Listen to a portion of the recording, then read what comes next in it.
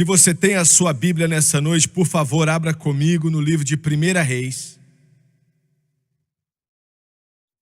capítulo 14, começando com o versículo 22.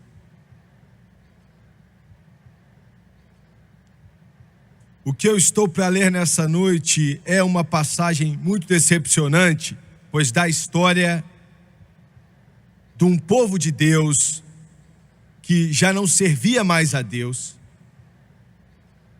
e, consequentemente, sofreu julgamento e fez Judá o que era mal aos olhos do Senhor, e com os seus pecados que cometeram, provocaram-no a zelos mais do que todos os seus pais fizeram.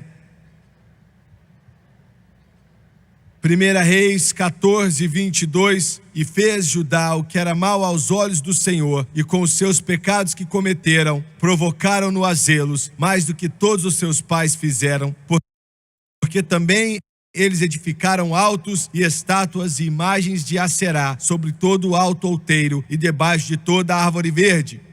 Havia também sodomitas na terra. Fizeram conforme a todas as abominações dos povos que o Senhor tinha expulsado de diante dos filhos de Israel.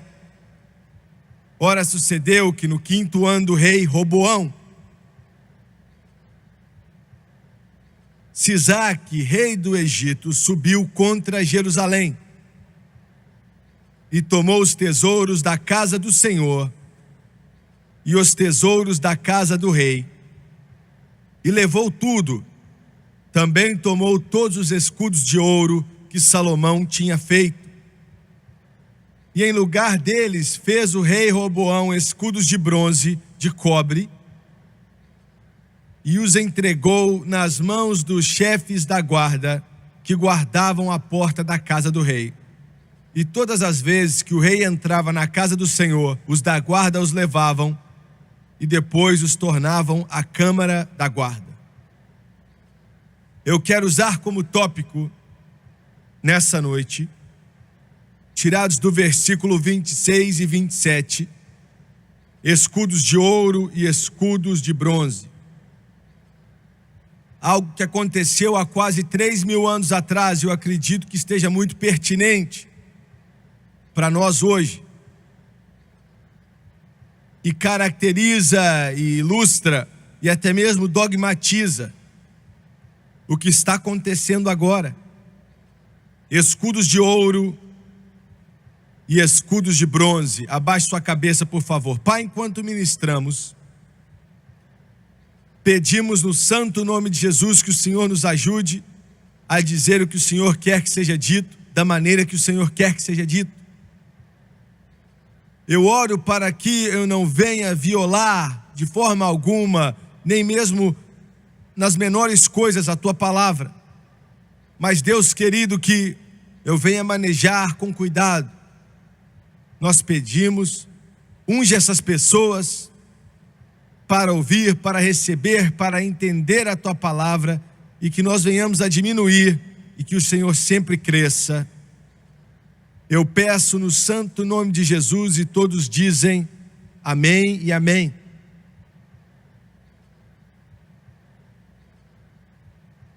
O período de 40 anos com Salomão, e alguém pode até dizer a maioria do período que viveram debaixo de Davi, foi chamado de Era Dourada de Israel.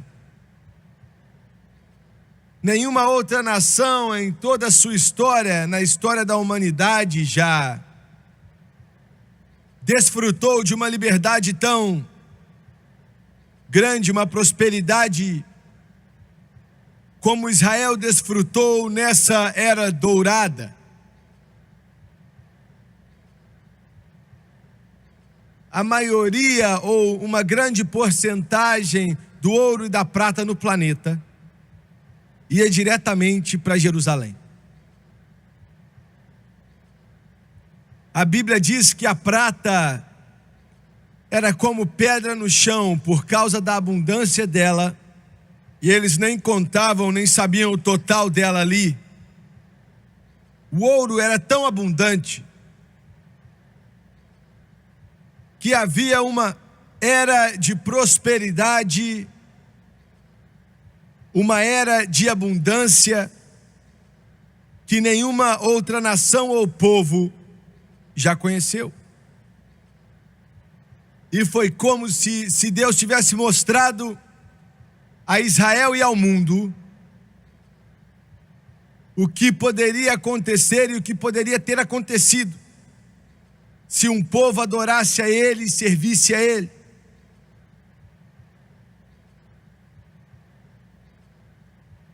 E ainda assim, eu quero te mostrar algo que é tão incompreensível e tão devastador que vai além de qualquer descrição. Se você tivesse estado em Jerusalém, no meio dessa era de prosperidade, de bênçãos gloriosas do Deus Todo-Poderoso, e se você se levantasse no monte do templo, aonde a arca da aliança estava no Santo dos Santos, ao lado de fora, na porta, estavam os querubins. Naquele templo, o prédio mais lindo, mais magnífico, construído pelas mãos dos homens, se fosse reconstruído hoje, custaria $1 trilhão.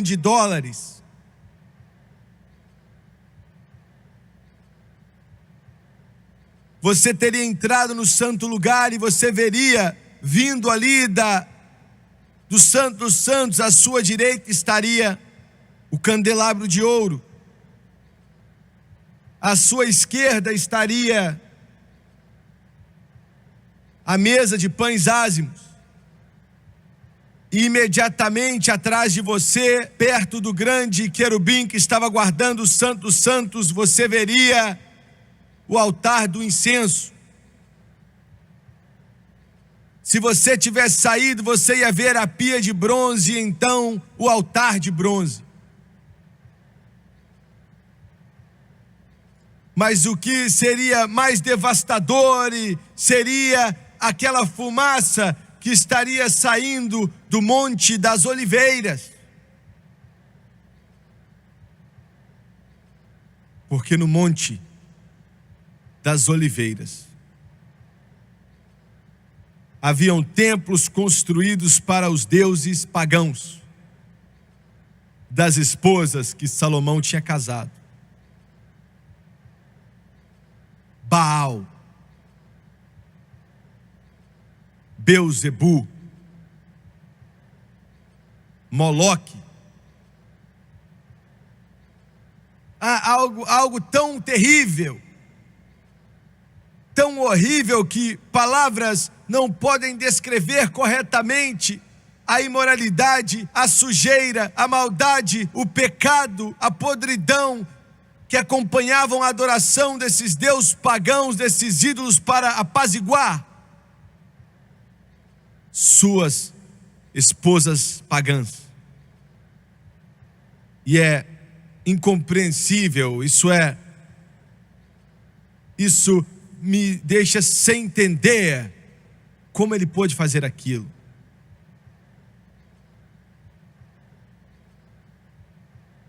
Deus disse a Salomão: por causa do seu pai Davi, não vou trazer julgamento sobre a nação enquanto você viver.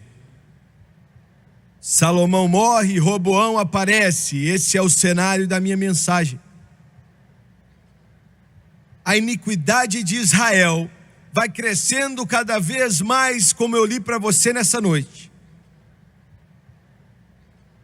Adoração a ídolos, com toda a sua imoralidade e sujeira, começaram a literalmente estrangular a terra até a morte. Sodomitas na terra, é o que a Bíblia diz. Uma nação que tinha conhecido tanto a Deus, que tinha conhecido as bênçãos de Deus, que tinha conhecido a visitação de Deus, uma nação que tinha conhecido a glória de Deus, o poder de Deus, agora vira as costas totalmente para Deus. E a Bíblia diz que Sisaque, o poderoso faraó do Egito, marcha com o seu exército em Israel e Jerusalém. E eu quero que você me escute. O Egito, como todo estudante da Bíblia sabe, é uma tipificação do mundo. E é absolutamente impossível que qualquer um que possa ouvir a minha voz, qualquer um nesse mundo, possa viver nesse mundo sem os cativeiros das trevas te prendendo e finalmente te destruindo, a não ser que você entregue totalmente o seu caminho ao Senhor. E eu quero repetir.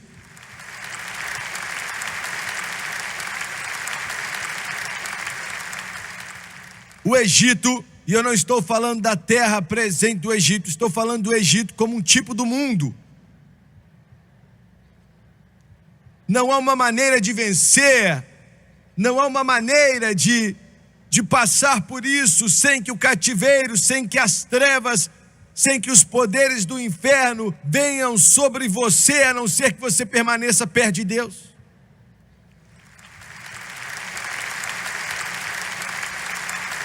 Ou você vai com o Sisaque, ou você vai com o Espírito. Ou vai ser Sisaque, ou vai ser o Espírito de Deus. Você tem uma escolha.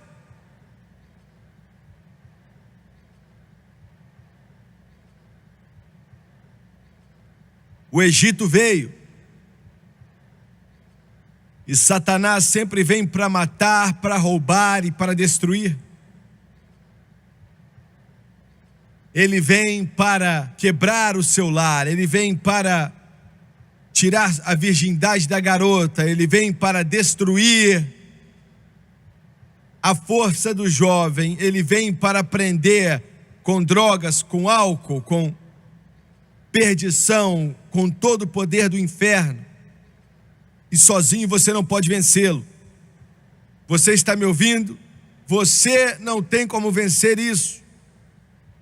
Se você pensa que você pode vencê-lo, se você pensa que você pode chegar perto da linha e de alguma forma não se juntar àquilo, você é um tolo.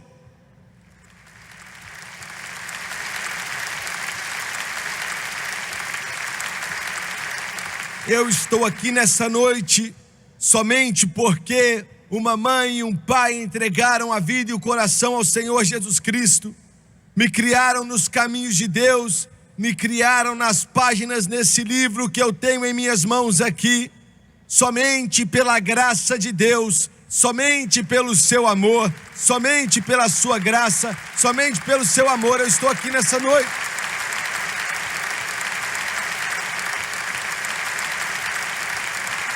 Se não fosse por ele, nessa noite eu estaria em algum tipo de boate cheia de fumaça e com garrafas de cachaça em cima do piano, com as luzes baixas e todo tipo de sujeira. Eu sei do que eu estou falando acontecendo ali. Eu estaria preso pelo álcool, preso pelas drogas, mas ao invés disso, eu estou aqui salvo pelo sangue de Jesus, cheio do Espírito Santo, de cabeça em pé e servindo o Rei dos Reis e Senhor dos Senhores. Ou é o Sisaque, ou é o espírito do mundo, ou de Deus quer dizer.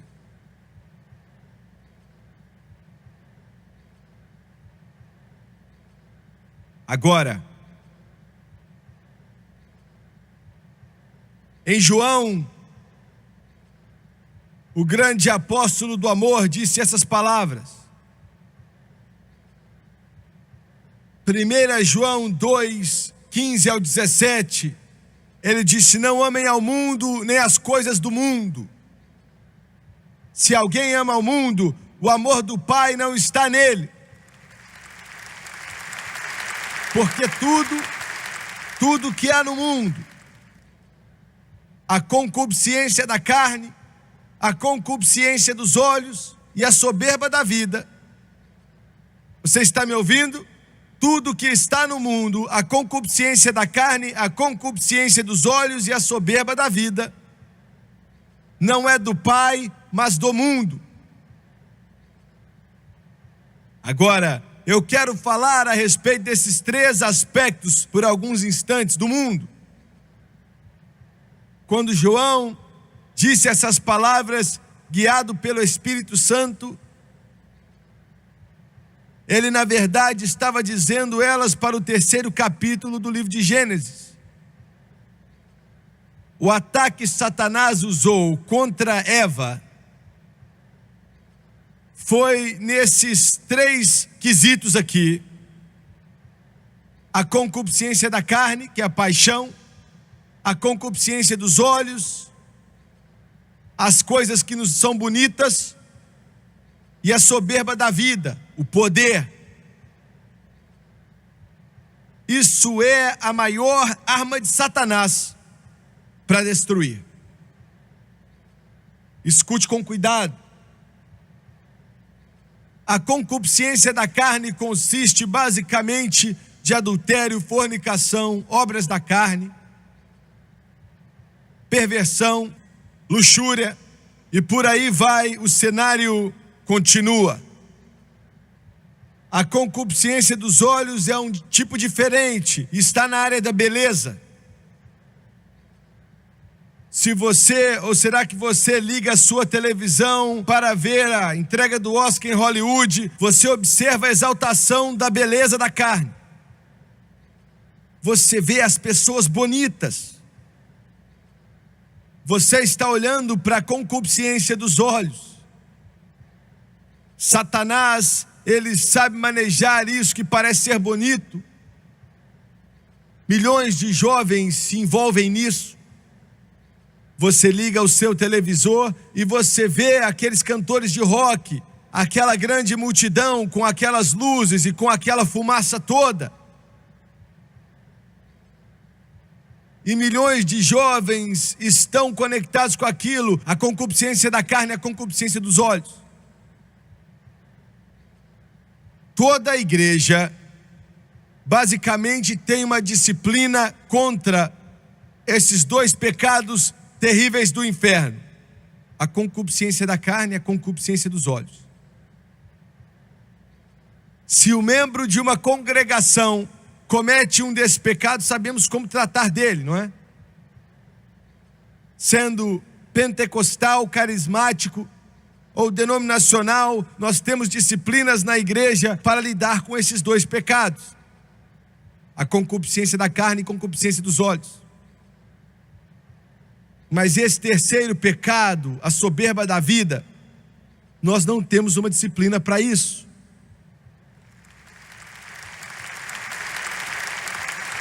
Você está me entendendo? Ninguém sabe como lidar com isso. Eu te digo por quê. A concupiscência da carne e dos olhos é um pecado que só desce. Quando a pessoa comete adultério, ele começa a descer cada vez mais.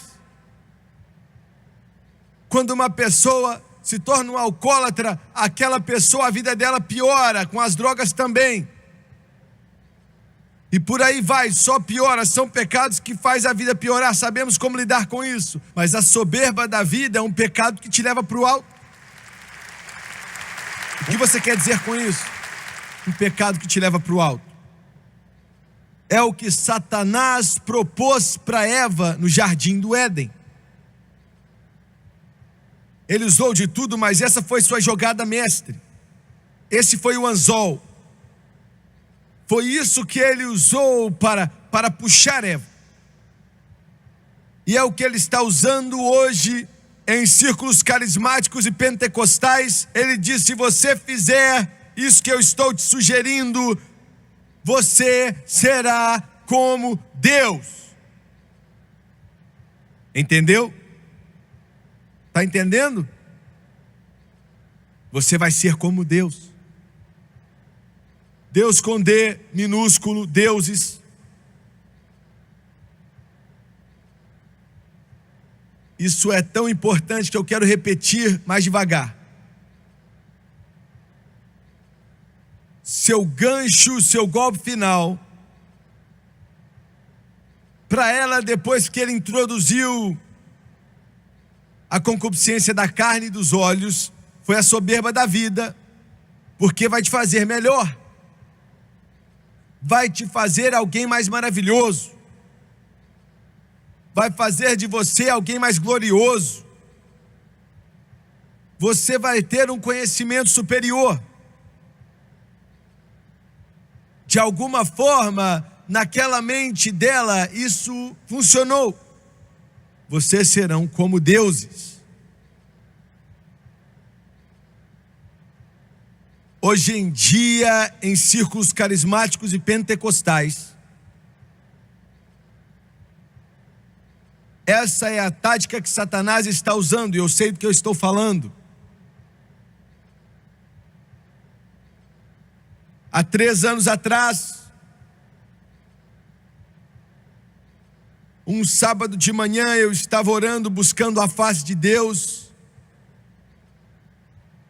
Muitos sábados, quando estou em casa, eu fico o dia inteiro orando, jejuando, estudando a palavra. Eu tinha ido a um lugar calmo, tinha estacionado meu carro, estava estudando a palavra fazia algumas horas e foi bem ao lado ao pai das águas, o rio Mississippi. Eu estava caminhando na beira e orando. E Deus começou a falar ao meu coração e começou a me dizer algumas coisas que estavam por vir nesse ministério específico e no mundo. E Ele me disse 2 coisas que eu vou mencionar, mas não vou voltar a falar delas. 3 coisas. Ele disse: você tem uma mensagem para a nação e eu quero que você entregue. Forças poderosas vão tentar te parar, mas diga o que eu te mandei dizer. Em segundo lugar,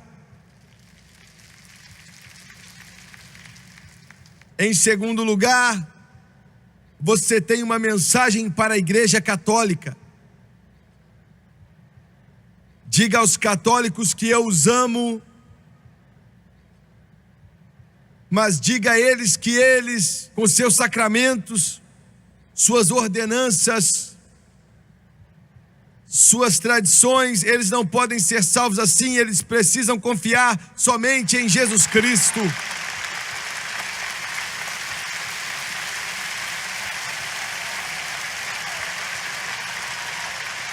Você tem uma mensagem para o mundo denominacional.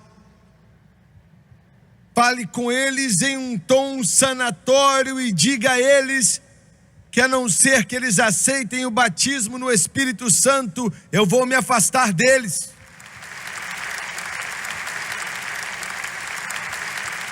Diga a eles que eu vou derramar do meu Espírito sobre toda a carne.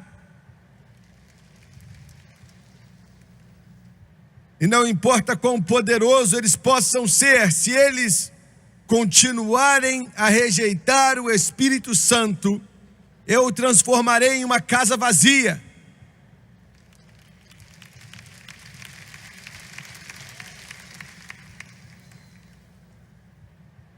Então ele me disse a 4ª coisa.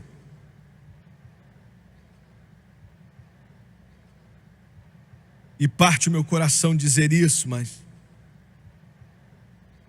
eu entreguei minha alma à nação, eu entreguei a minha alma aos meus amigos católicos, eu entrego a minha alma ao mundo denominacional. E ele disse assim, isso foi antes do fato: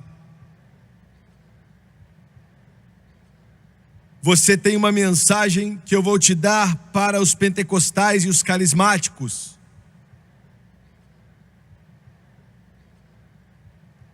A oposição vai ser forte de poderes daqui dessa nação contra essa mensagem e de hierarquia católica em relação a essa mensagem e do mundo denominacional.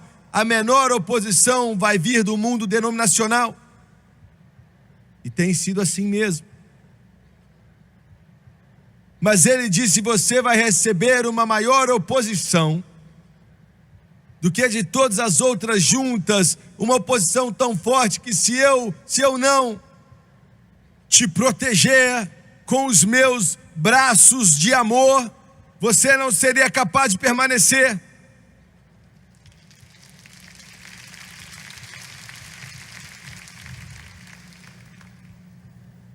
Mas entregue essa mensagem.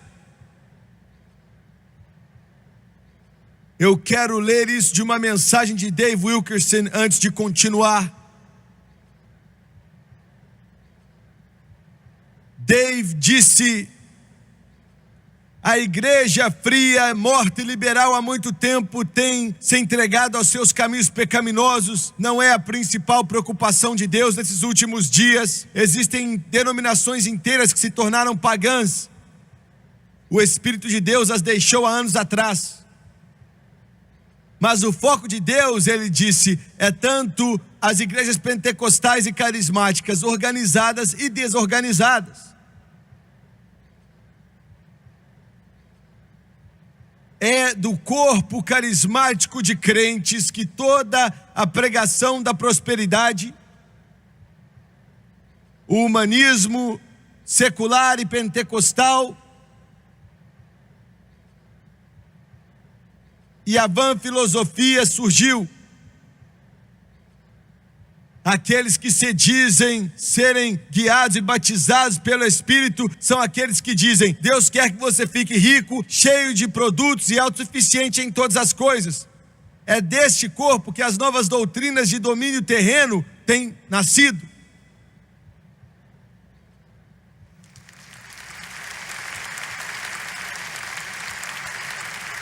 Ele passou a dizer: eu tenho sido um pregador carismático por mais de 30 anos e posso dizer como Paulo, eu falo em língua mais do que todos vocês, mas eu sofro com as seduções e falsas doutrinas que agora estão varrendo tantos crentes carismáticos sem discernimento. Multidões estão sendo enganados, iludidos, encantados por todo tipo de doutrina de demônio.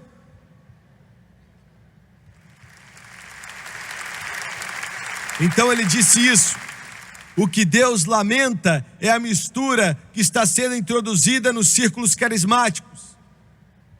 Quero dizer isso outra vez: o que Deus odeia é a mistura que está sendo introduzida em círculos carismáticos. A mistura é sinônimo de mornidão.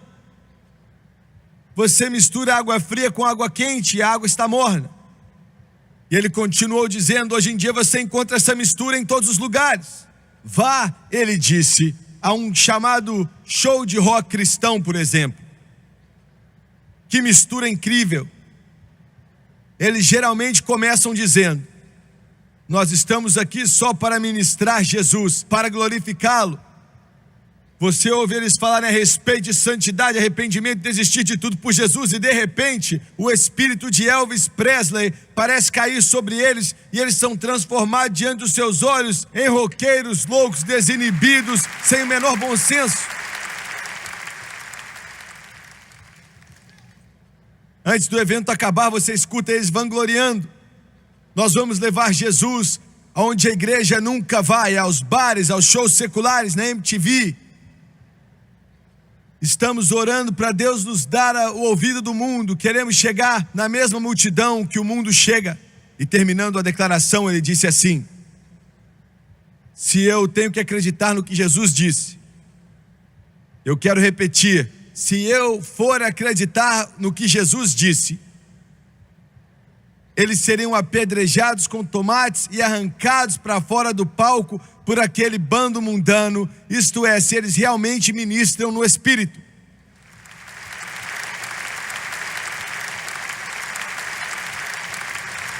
Quanto mais eles cantam para Jesus, mais eles seriam odiados e desprezados.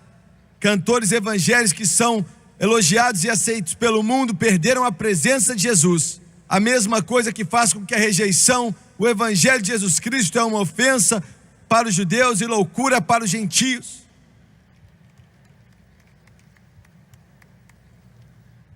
A soberba da vida, o pecado das igrejas pentecostais e carismáticas, que está na televisão e nas igrejas, com a liderança quase que impotente para tentar consertar. Pensamento de possibilidades, o poder do pensamento positivo, pecados que vão para cima, atitude mental positiva, psicologia cristã é o que eles dizem, cura interior.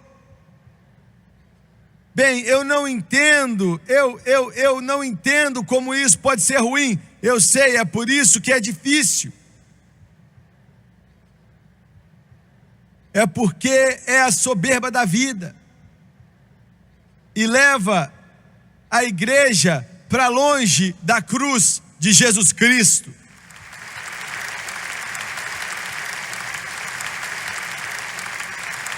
Alguma novidade ou filosofia que aparece diante de você não é a sua resposta.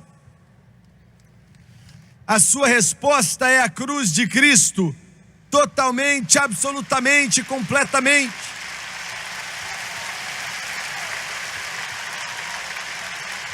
Essa novidade da ciência mental, que pensa que pode ajustar o seu caminho mentalmente até a vitória, ao poder e à liberdade, é do inferno, tanto quanto o adultério, ou a fornicação, ou a perversão, e é tão difícil de reconhecer.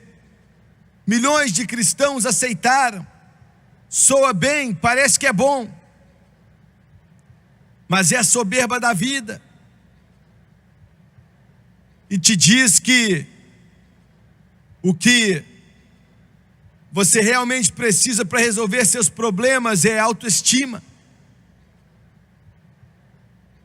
Eles nos dizem hoje em círculos pentecostais e carismáticos que por muito tempo tivemos uma teologia centrada em Deus. Hoje precisamos de uma teologia centrada no homem. Não, isso não vem do modernismo, do Conselho Mundial de Igrejas. Isso vem de pessoas que oram em línguas e são cheios do Espírito, pregadores pentecostais e carismáticos. O que eu estou pregando não é popular. Eu entendo isso. Eu choro, eu digo, Deus, como é que eu ainda tenho um povo que me assiste?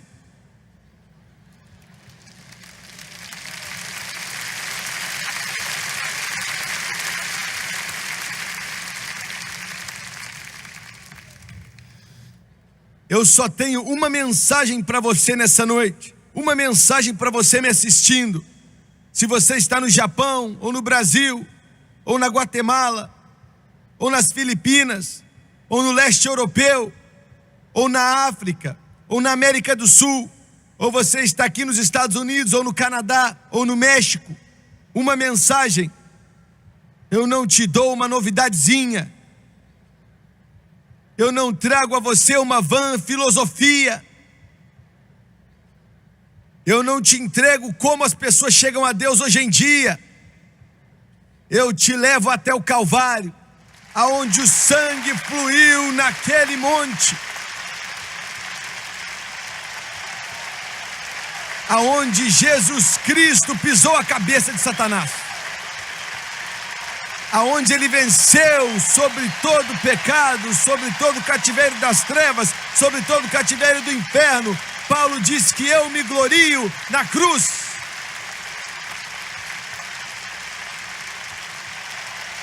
Paulo disse, eu não te dou nada a não ser Jesus Cristo e ele crucificado.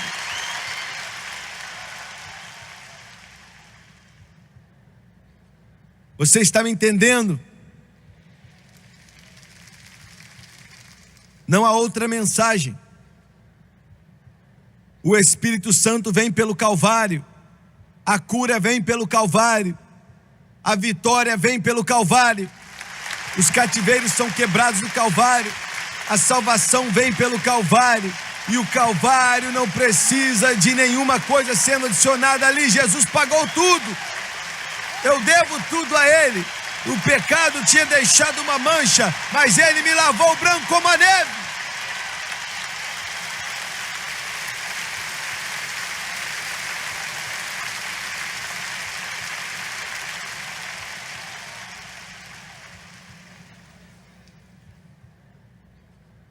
Você diz: Jimmy Swaggart, você me deixa nervoso, isso é problema meu.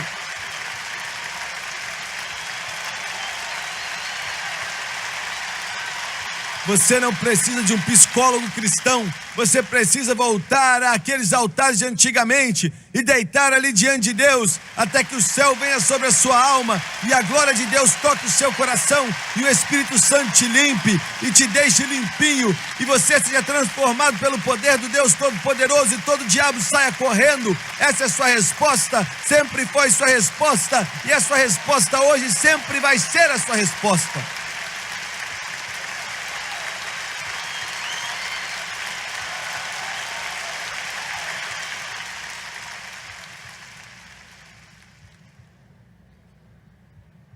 Aquelas igrejas pentecostais de antigamente, que o mundo ria deles e chamavam de deita e rola.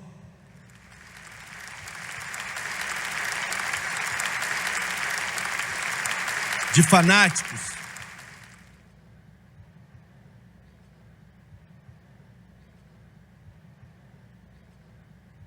Eu cheguei ali para lutar, mas aquela noite, algo veio sobre mim.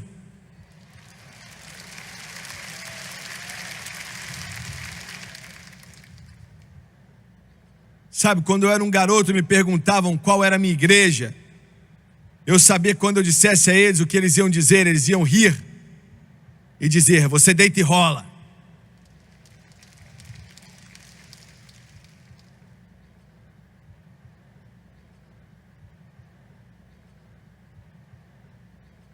Mas veja bem, aqueles que se dobravam diante do altar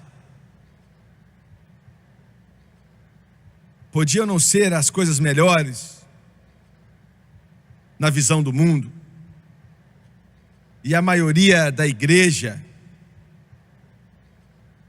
podia até pensar que éramos loucos, mas funcionava.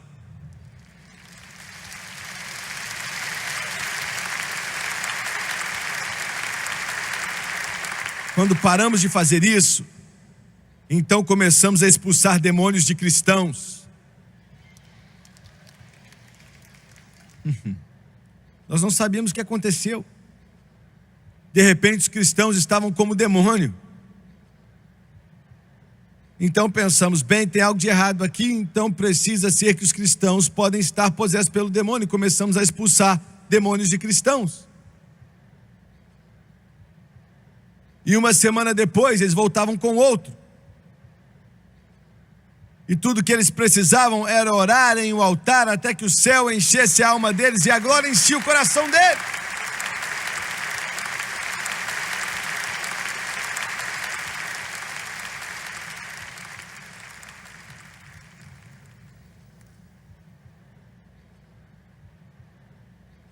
A Bíblia diz que o Egito veio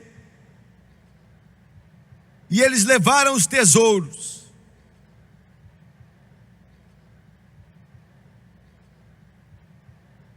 O que são esses tesouros? Hoje em dia no Pentecoste nos gabamos das maiores igrejas, dos prédios maiores. Nos gabamos em quem cresce mais rápido.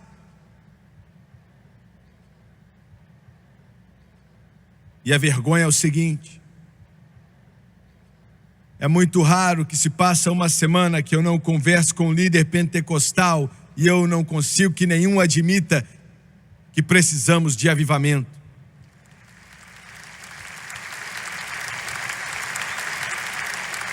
Meu irmão, eu não falei com ninguém da sua igreja, então não posso falar da sua igreja, mas na igreja da qual eu falo, todos com quem eu conversei dizem que tudo está maravilhoso.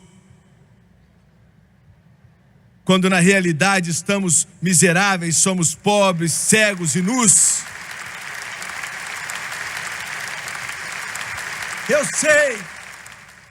Eu sei que esse tipo de pregação é chamado de pregação negativa. Mas eu não sou responsável, eu sou apenas o mensageiro.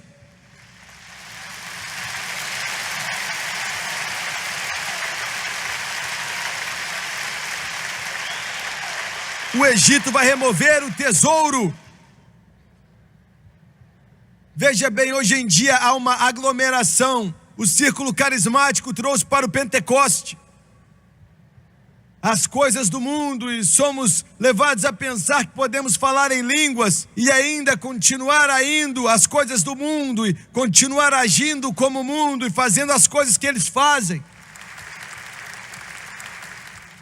Estou sendo claro? Você me entende? Veja bem, talvez você não vai gostar, talvez você pense que isso é algo antiquado, que é um anacronismo. Eu não posso fazer nada, mas eu tenho que dizer. Na nossa igreja nós dizemos às pessoas, aos jovens assim como os mais velhos: deixa esse negócio de cinema pra lá, eles são sujos, são podres, são imundos, não vá, não se engane com eles.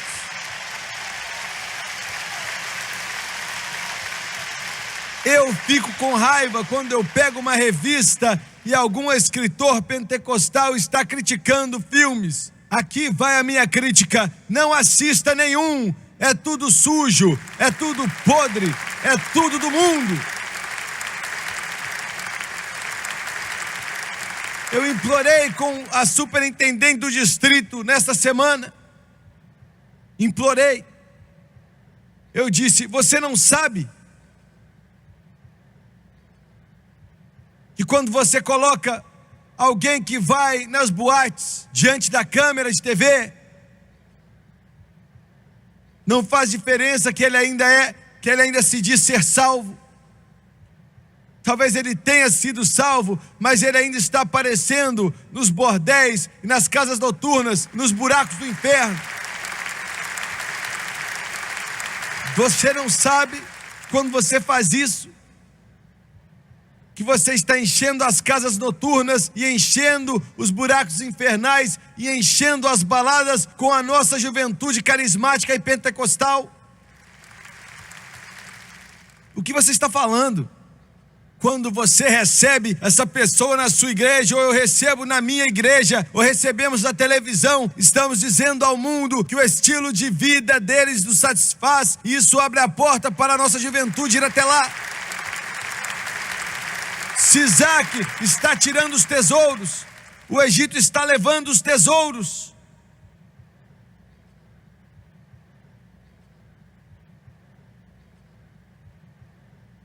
Ela disse: eu nunca tinha pensado nisso.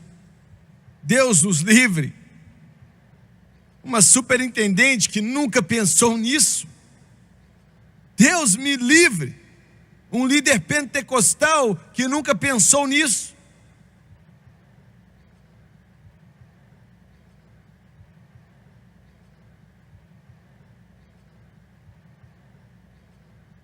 Mas direto a gente vê isso na televisão. Eu digo na televisão que se diz ser cristã. As super igrejas têm constantemente que hoje o nosso povo está se tornando acostumado com isso e eles não acham que tem nada demais.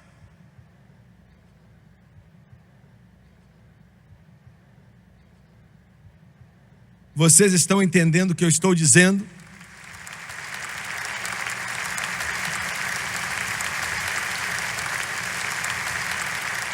Ele levou os tesouros. O que são os tesouros? Deixa eu te dizer assim. Deus me mandou dizer ao mundo pentecostal mais uma coisa. Ele disse: diga a eles que eles podem construir suas grandes igrejas. Eu não sou contra isso. Temos uma grande igreja em Baton Rouge que acomoda 7.000 pessoas. Não sou contra isso, não estou falando depreciativamente, mas ele disse: diga a eles que eles podem construir essas grandes igrejas e as grandes universidades e obter seus doutorados. Não sou contra isso. Estamos construindo uma faculdade. Ele disse: diga a eles que eles podem se vangloriar dos milhares que vêm.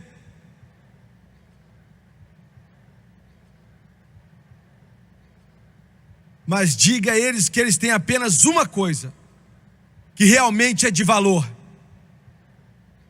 Não os doutorados, não os prédios que valem milhões e milhões e milhões de dólares, não o talento, não a habilidade, não o carisma, não a personalidade.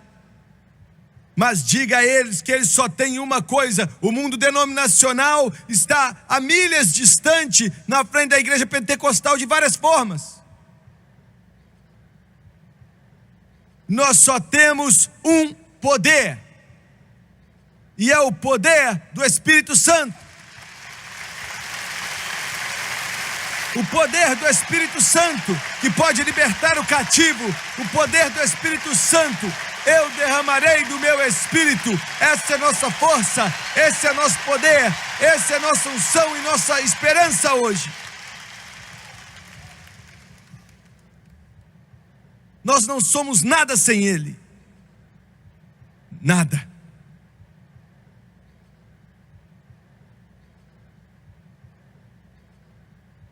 O que você quer dizer com o poder do Espírito Santo? Eu digo convicção do Espírito Santo, que alcança a congregação e convence vidas e corações do pecado, e entra no coração, entra na vida, e diz ao pecador que ele precisa de Jesus, e aquele cristão tem que resolver sua situação e voltar para Deus. É disso que eu estou falando.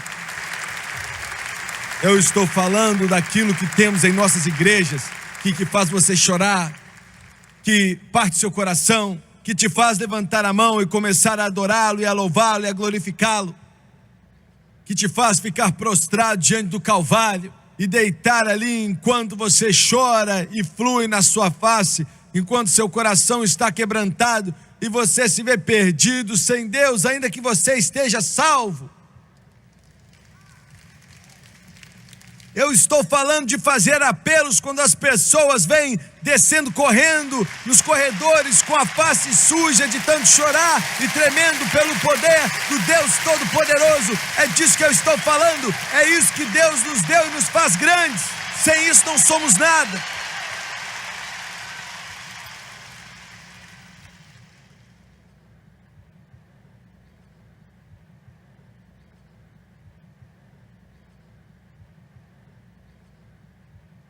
Os tesouros é o fluir do Espírito, o poder do Espírito de convencer, a unção do Espírito e santidade. Santidade, santidade, santidade.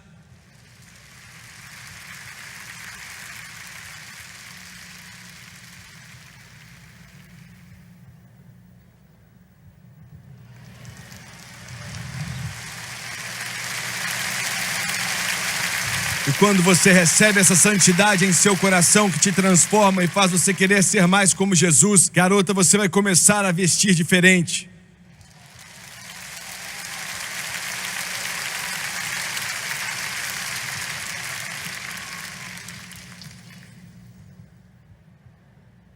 Você toma cuidado aonde você vai,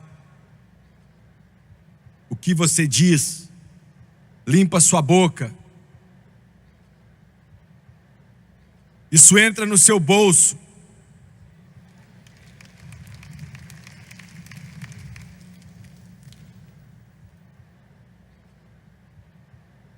Esses são os tesouros. A Bíblia diz que Sisaque levou os escudos de ouro. O ouro é uma tipificação de Deus, glória. Os levou. Os guardas do templo eram quem seguravam os escudos. Me escute. Quando o rei de Israel, quando Salomão e depois Roboão, e nunca mais houve outro, mas quando Salomão ia até o templo, ou subia até o altar de bronze, porque ele só podia ir até lá, os guardas com o escudo de ouro andavam ao lado dele, desde aonde ele morava até o altar de bronze. Sisaque os levou e deixou escudos de bronze que Roboão fez. 10. Os guardas agora tinham 10 ao lado de Roboão. Eu me pergunto, será que estamos aqui no Pentecoste? Eu me pergunto hoje, onde estão os guardas? Eu quero que você me escute com cuidado. Os guardas. É minha responsabilidade vigiar pela sua alma. É a responsabilidade deles vigiar pela sua alma. Guardas. Deus tem misericórdia da minha alma se eu não fizer isso. Escute o que eu estou para te dizer.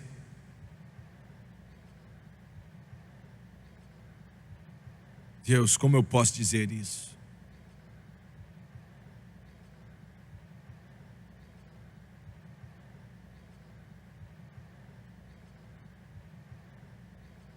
Aquele pastor, quero usar para vocês um exemplo, que é pastor de uma pequena igreja, se a maioria deles pregar contra o pecado, serão mandados embora.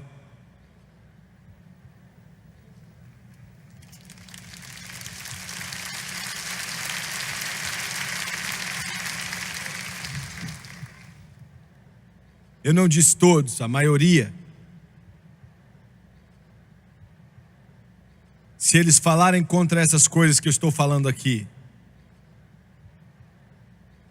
eles são mandados embora.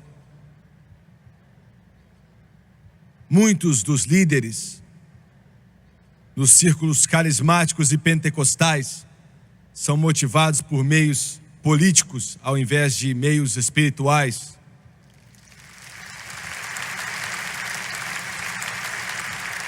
Eu implorei com o líder outro dia, não aquele que eu estava falando, mas eu implorei com esse líder. Eu implorei com ele, eu pedi, eu falei, por favor, diga alguma coisa. Por favor, diga algo. Tome uma posição.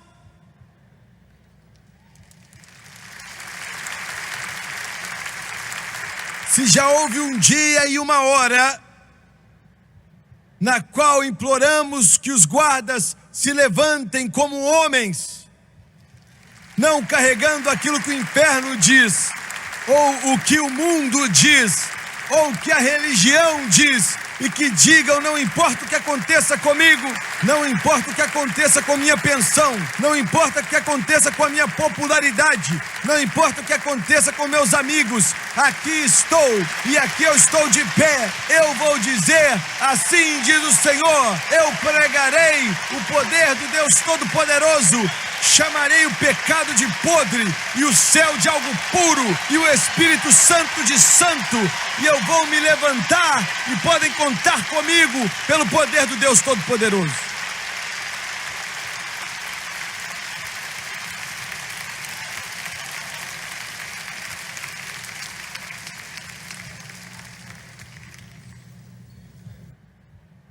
Deus me ajude.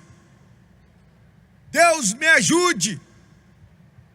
Eu ligo naquilo que eles chamam de canal cristão. E os batistas estão pregando o evangelho. E os pentecostais estão ensinando pessoas a ficarem ricas.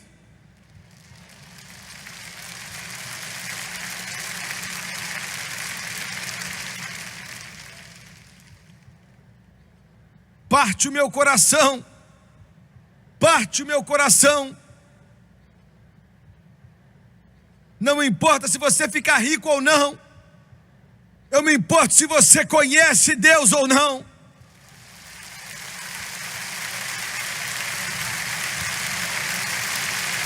Eu não estou nem aí se você é um sucesso ou não. Eu estou aí para saber se você está salvo ou não.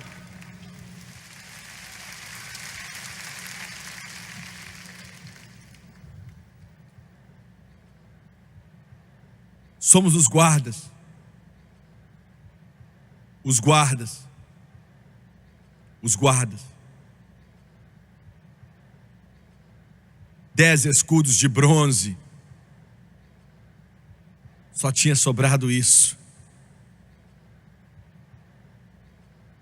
Era um sábado à noite.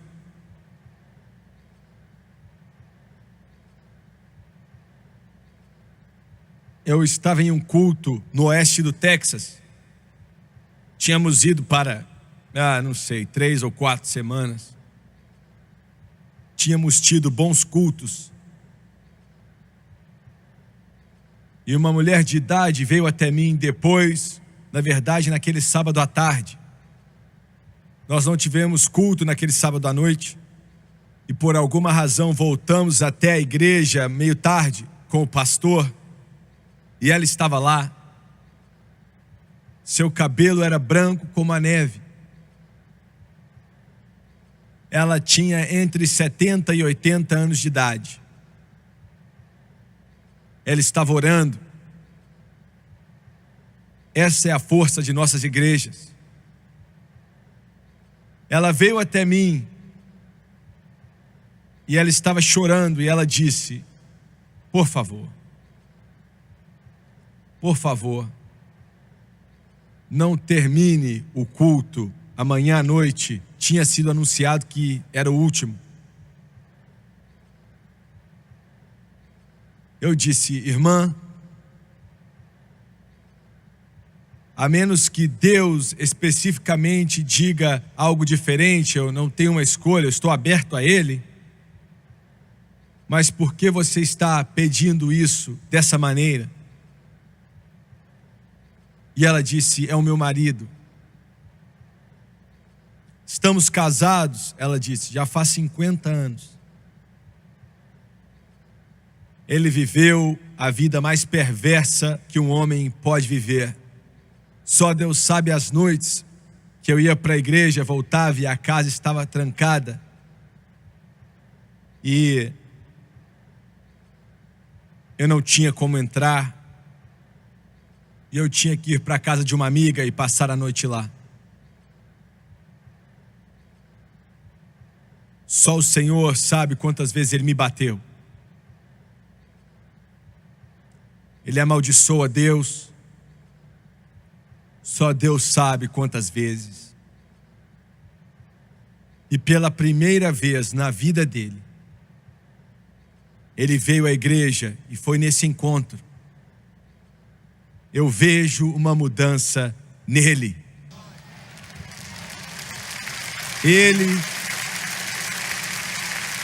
Ele está perto. E eu tenho tanto medo que ele não se converta.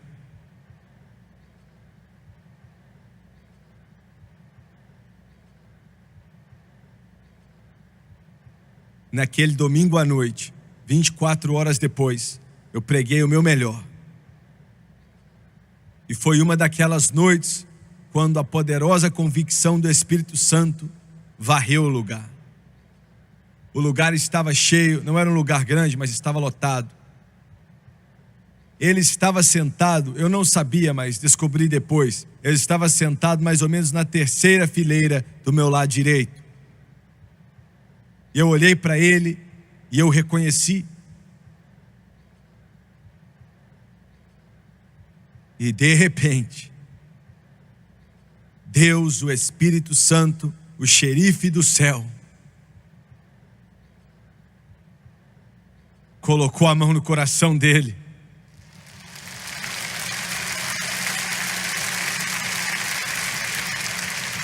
E ele tinha pelo menos 75 anos de idade.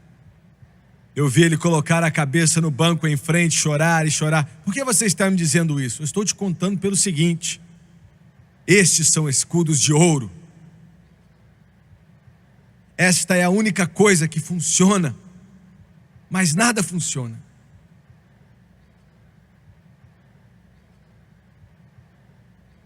Eu disse a eles para cantar mais uma vez. E eu apelei especialmente a ele. Eu disse: Deus está falando ao seu coração. É isso aqui, ó. Venha. Com 75 anos de idade, cabeça branca, ele se levantou, depois de amaldiçoar a Deus por mais de meio século, e caminhou naquele corredor, se ajoelhou bem aqui.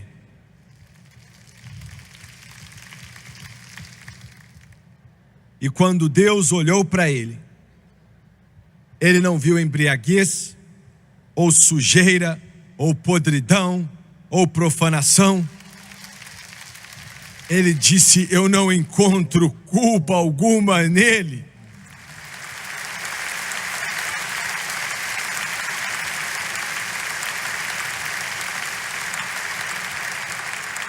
Por quê?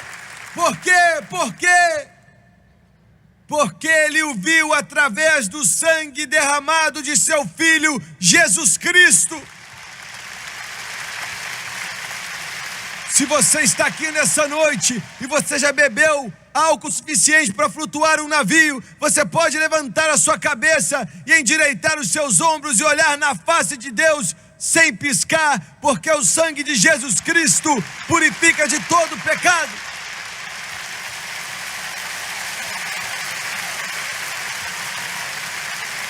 Glória a Deus!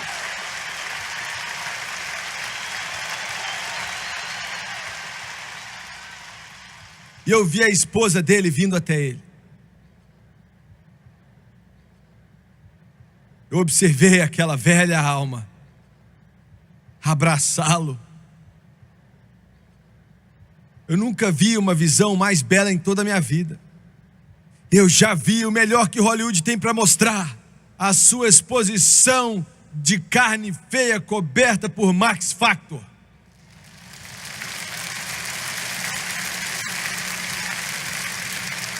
Eu já vi as luzes de Las Vegas brilhando e todas as suas milhares de luzes. Mas o inferno não tem nada que se compare com uma alma que saiu das trevas para a luz e veio a Jesus Cristo. Nada, nada, nada, nada. Eu vou gritar por isso, os anjos vão gritar por isso, todo o céu vai gritar sobre isso. Vale a pena gritar por isso.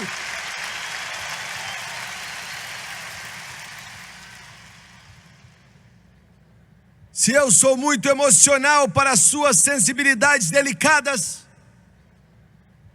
querido, você vai ficar aí até o musgo crescer em cima de você antes de eu pedir desculpas por isso. Eu estou feliz por estar salvo. Eu estou feliz por ser cheio do Espírito Santo. Eu estou feliz porque eu amo Jesus. Eu estou feliz porque Ele vive em meu coração. Eu não me envergonho disso. Eu nunca estive envergonhado disso. Eu grito pela manhã. Eu grito pela tarde. Eu grito quando o sol se pôr. Eu grito quando eu estiver dormindo. Eu grito quando eu estiver acordado. Eu vou gritar quando Ele voltar, com o alarido e com a voz do arcanjo e com a trombeta de Deus.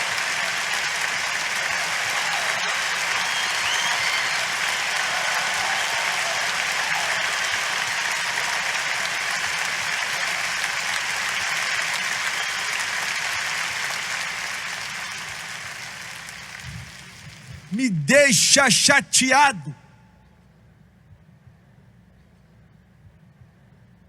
ver cristãos pentecostais olhando para uma televisão gritando por causa de algum jogo qualquer.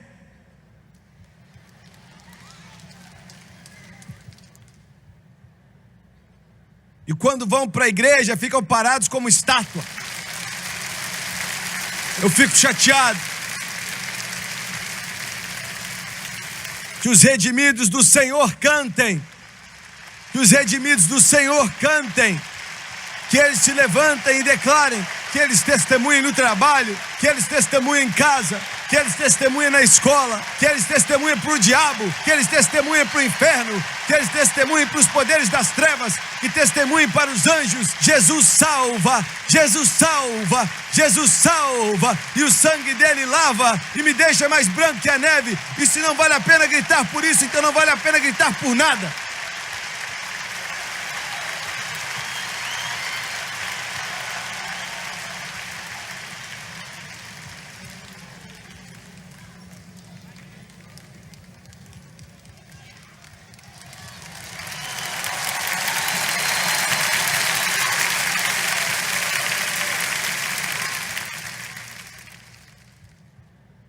Eu já estou tão cansado de pregadores falando para você que o que você sente não tem nada a ver com o que você tem.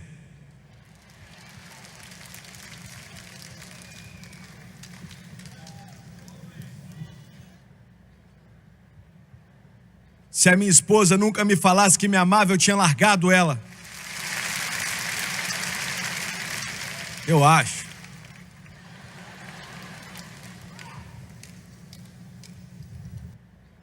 E eu vi aquele homem e aquela mulher se abraçarem. 75 anos o inferno falou: ele é meu. Mas com Deus todas as coisas são possíveis.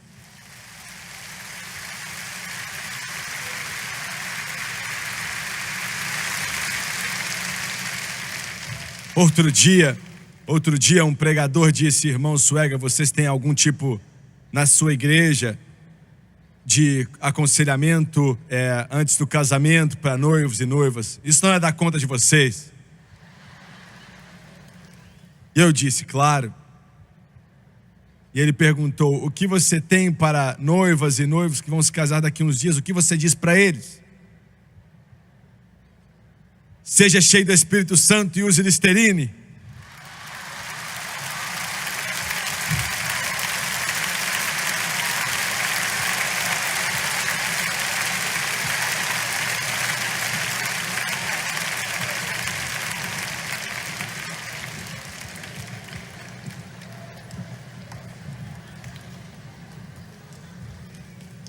Eu não sei algo que é melhor que isso.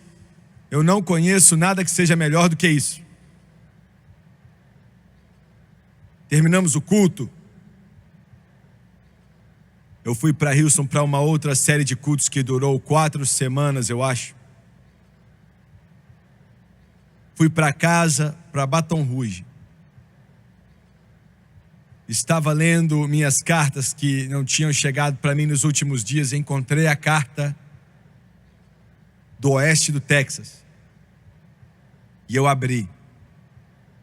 E era daquela mulher da cabeça branca. Com 70, 72 anos de idade, ela disse: irmão Swagger, enquanto escrevo isso, escrevo com vitória.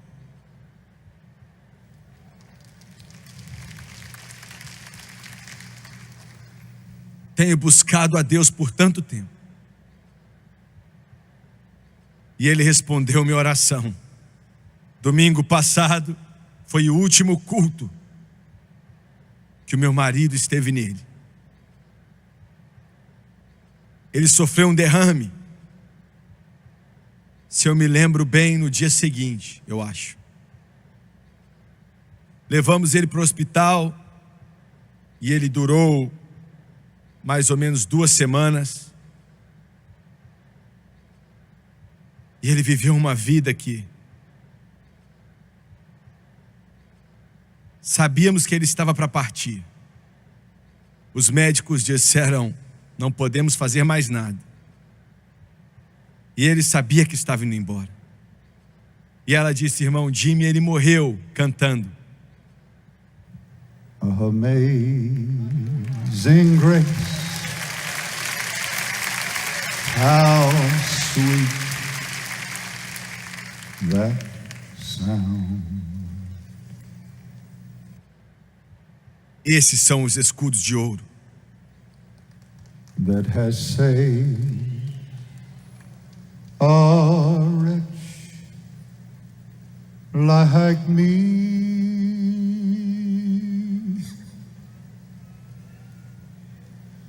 I once was lost, but now I'm found. Was blind, but now I see. When we've been there 10,000 years, bright shining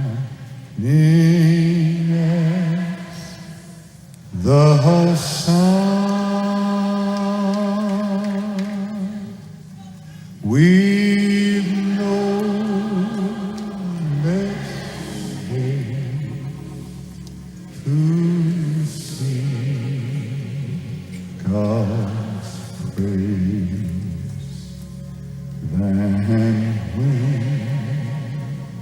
we first began.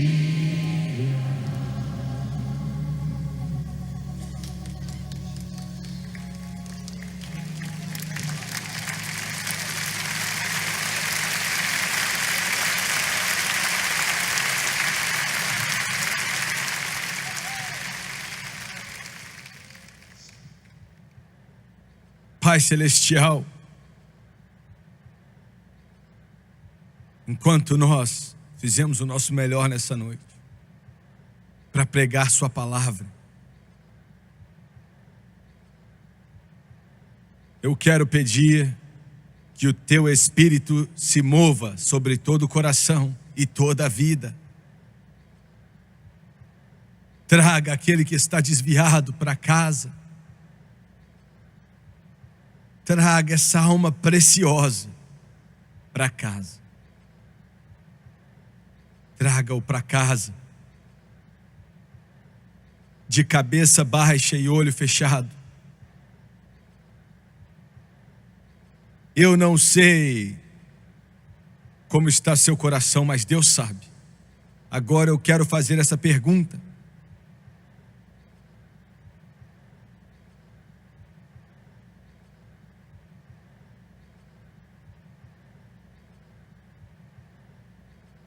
Se você fosse ficar diante de Deus hoje e Ele te perguntasse: por que eu devo permitir que você entre aqui? O que você diria?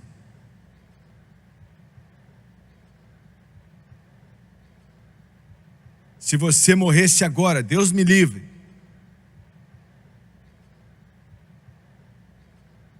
antes desse dia acabar e passasse para a eternidade para conhecer o seu Criador, qual seria a sua resposta? É tarde, irmão. Nosso tempo está acabando. Deus está para terminar com tudo. É quase o fim. Eu sei do que eu estou falando. Estamos quase no fim. A única coisa que vai te levar para o céu é a graça de Deus, mais nada. Quantos aqui nesse centro, nesse coliseu maravilhoso, dizem Jimmy Swaggart: eu não estou vivendo corretamente. E eu vou repetir: eu não estou vivendo corretamente. Eu preciso de oração e preciso de Deus. Você pode levantar sua mão.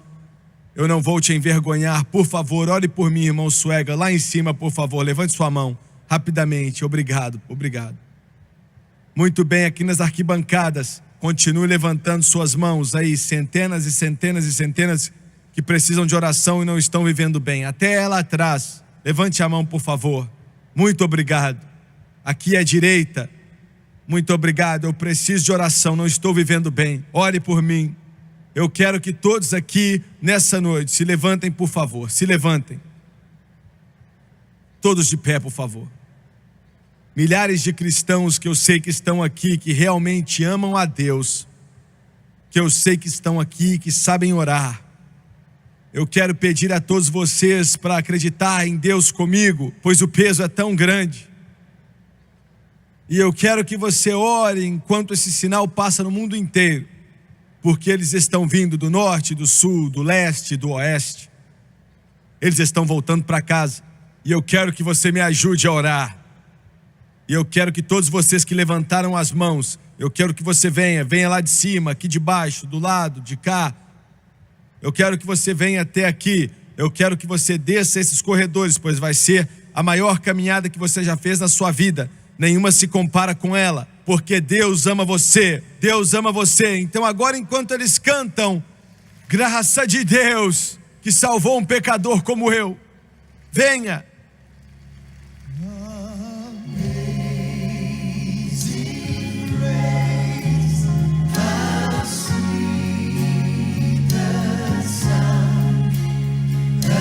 Say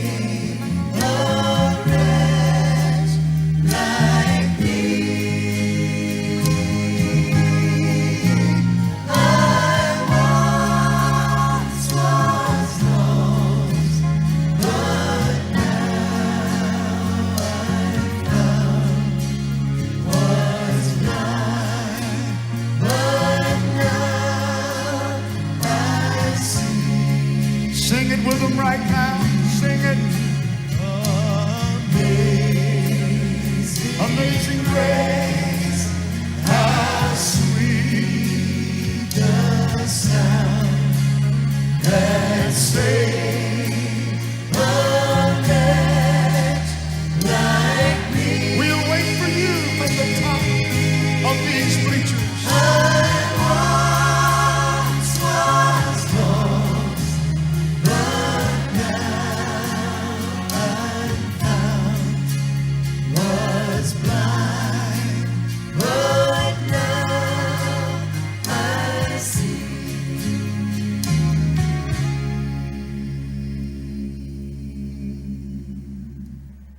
Eu quero que você olhe para mim rapidamente, por favor. Vocês pela televisão, eu quero que vocês olhem para mim rapidamente. A primeira coisa que eu quero te dizer, se você puder entender, se eu puder entender, que é o seguinte: Deus ama a todos vocês que estão aqui, mais do que você pode imaginar.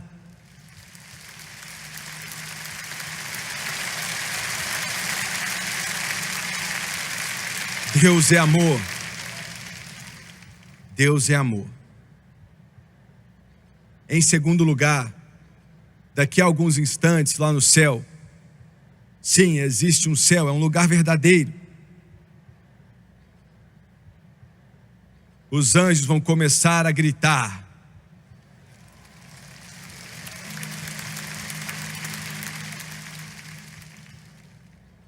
Por quê? Porque no Congresso hoje eles passaram uma lei de impostos? Não. O céu nunca vai estar aí. E eu não estou falando mal disso, mas quando você vem para Jesus, o céu se alegra, e se alegra, e se alegra, e se alegra.